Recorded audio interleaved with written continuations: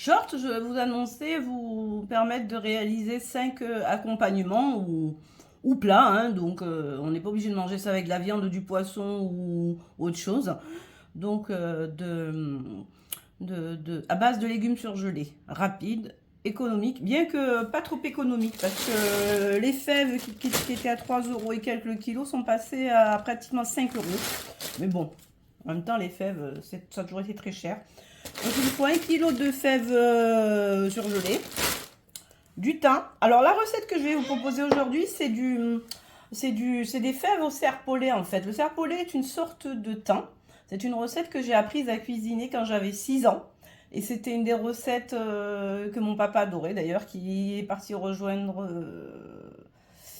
ses êtres chers et sa famille, donc il y a 3 mois exactement. Il a été enterré le 4 août. Voilà, donc n'ayant pas de serpolet, donc moi je la réalise à base de thym, de za'atar. Donc en même temps, je crois que c'est un mélange qui ressemble un petit peu, je ne l'ai pas encore testé, du poivre, un cube, une boîte de pulpe de tomate. En général, je fais ça avec de la tomate fraîche, mais bon, là, j'en ai plus. Et de l'huile. Donc, dans un premier temps, vous versez le filet d'huile d'olive ou filet d'huile dans votre sauteuse et vous rajoutez l'ail haché. Donc, je vais éplucher et hacher l'ail. Alors, pour ce qui est de l'ail, j'ai pris 3 gros gousses d'ail violet. Bon, je trouve que l'ail violet est quand même un peu plus frais et plus puissant en goût. Et ce que j'ai oublié aussi de vous dire, c'est que je vais rajouter 2 ou 3 feuilles de laurier. Voilà. 2 ou 3 feuilles de laurier. Voilà, donc j'ai mis l'ail dans la poêle. Je vais faire rissoler, revenir tout ça un petit peu. J'aurais pu faire au Cook Expert, mais bon, je préfère vous montrer un petit peu la réalisation. Et quand bon, l'ail a commencé un petit peu à rissoler, et surtout ne le laissez pas brûler, donc vous ajoutez la boîte de tomates. Alors, donc vous ajoutez donc la boîte de tomates avec 10 centilitres d'eau, puis les épices, le sel, le poivre, le laurier, le za'atar, et donc vous laissez mijoter un petit peu, et après on va rajouter les fèves. Donc voilà, j'ai rajouté la tomate, le thym, le za'atar, le laurier, le sel, le poivre, le cube de bouillon de légumes émietté, en sachant que ce dernier il est quasiment sans sel. Donc si vous mettez avec du sel, mais rajoutez pas de sel. Moi je mange très peu de sel, hein. Et donc on va faire mijoter ça, du poivre aussi, on va faire mijoter ça pendant 5 minutes.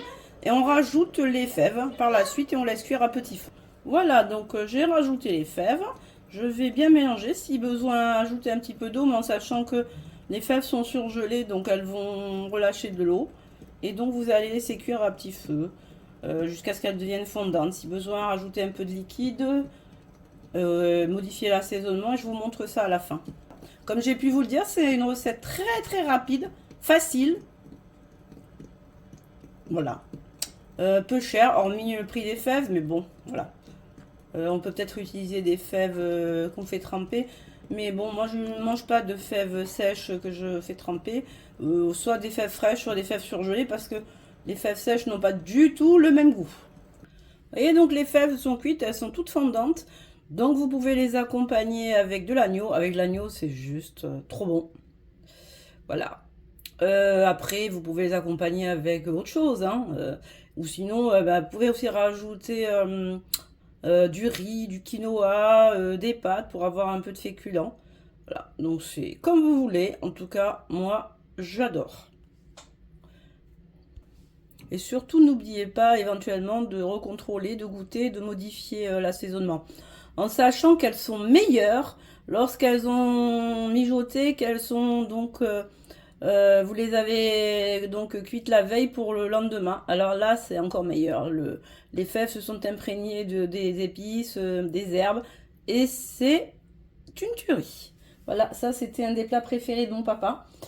C'est une recette de famille. Donc, voilà, donc j'ai appris à cuisiner. C'est une des recettes que j'ai apprises à cuisiner lorsque j'avais 6 ans. Voilà, je vous souhaite un bon appétit. Et surtout, n'oubliez pas de vous abonner, de liker, de commenter, de partager, d'activer la cloche de notification. Ceci afin Voilà, comment dire, excusez-moi, je trouve plus mes mots. Ceci afin que ma chaîne puisse être référencée sur YouTube. Voilà. Ou sinon, laissez juste une petite emoji ou alors le mot fève.